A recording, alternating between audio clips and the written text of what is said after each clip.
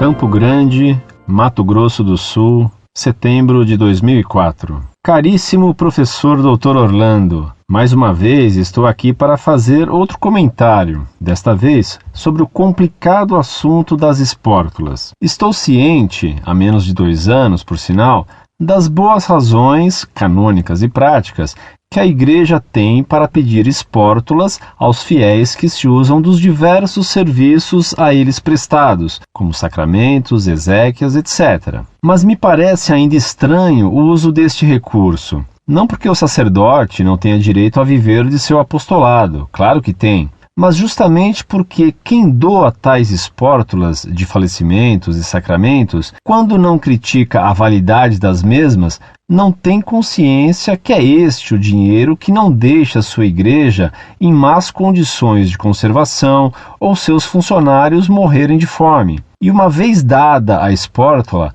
esta categoria de fiéis nunca mais volta lá. Ou seja, é um batizado que negligencia a sua religião. E por consequência disso, não se lembra que é responsável, não só nas horas difíceis, mas sempre, por sustentar a sua religião. E nem se dá conta de que a devolução mensal do dízimo é também um dos recursos, o mais regular, a meu ver, para não deixar a sua igreja morrer de falta do material. Aproveito, diante disso, para te fazer algumas perguntas. Primeiro, na Igreja pré-Vaticano II, era comum e incentivada a devolução do dízimo? Por quê? Segundo, as dioceses hoje procuram dar ênfase à conscientização do dízimo, mostrando inclusive fundamentos bíblicos e tentando substituir uma cultura de sustento das igrejas baseada no trinômio bingo, churrasco, quermesse. Isso é correto? Isso é positivo? Terceiro, se todos os católicos que se dizem praticantes tivessem maior consciência em devolver o dízimo como gratidão à graça de Deus em nossas vidas e consequente consciência de que eu sou igreja, seria então necessário manter tais espórtulas eventuais, pois meu dízimo é que faz o padre viver de seu ofício, além de custear demais despesas da paróquia? E se o mesmo acontecesse aos católicos só de nome, caso, obviamente, voltassem à sua Santa Mãe Igreja? Desculpe-me pelo longo discurso, mas preciso bastante de sua resposta a respeito. Abraços.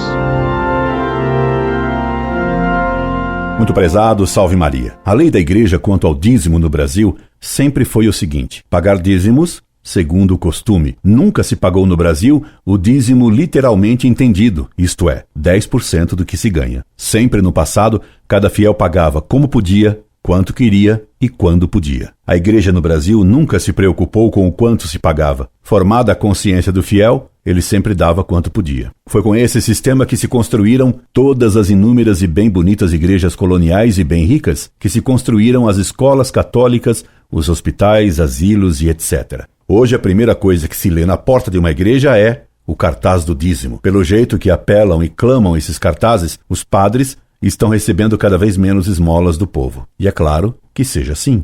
Se o número de pessoas que vai à missa caiu vertiginosamente depois do Concílio Vaticano II, por que deveria ter aumentado a contribuição das esmolas? Tive notícias de que na Espanha, país mais tradicional e o de maior frequência à missa dominical de todo o mundo, a porcentagem dos que agora vão à missa dominical é mínima, não chegando a 5% do povo católico. Frutos do Vaticano II e das missas show. Porque se o padre quer fazer da missa um show, o povo prefere outros, bem mais divertidos. A missa não é um show.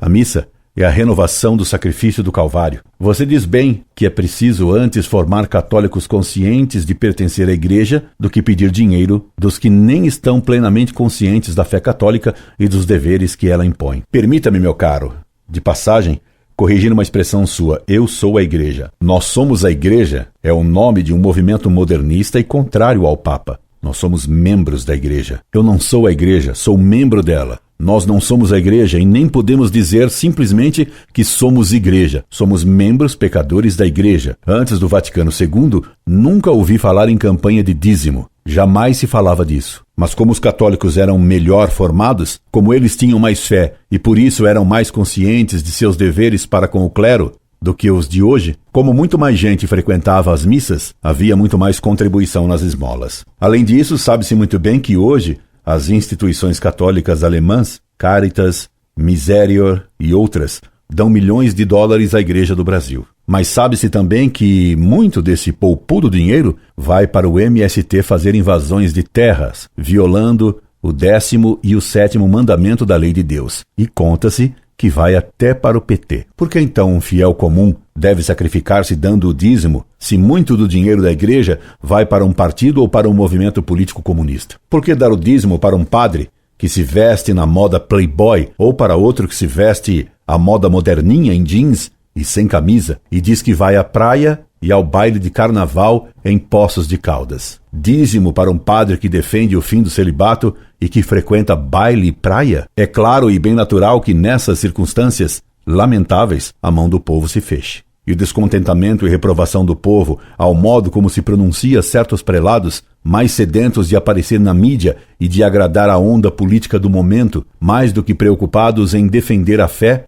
desagrade ao povo. Ainda agora, enfrentando o clamor popular, a CNBB defendeu o atual Estatuto da Criança, criança barbada de 18 anos, e a não diminuição da idade penal, que certamente diminuiria a criminalidade juvenil. Enquanto o povo, em imensa maioria, levado pelo bom senso e apoiado até pela doutrina católica, pede mais rigor da justiça e mesmo a pena de morte, a CNBB e os políticos que mais falam em nome do povo não aceitam a vontade do povo. Se o povo, em imensa maioria, quer a diminuição da idade penal, aí a votação do povo não vale. O povo está equivocado, eles é que estariam certos. Se o povo quer a pena de morte, aliás, em consonância com o que diz a Sagrada Escritura e a doutrina católica de sempre, esses bispos e esses políticos declaram que o povo precisa ser conscientizado, que o povo é ignorante. E para conscientizar o povo, falam em dízimo. Para alguns bispos marxistoides da CNBB, assim como para os políticos demagogos que pretendem falar em nome do povo, a vontade do povo só vale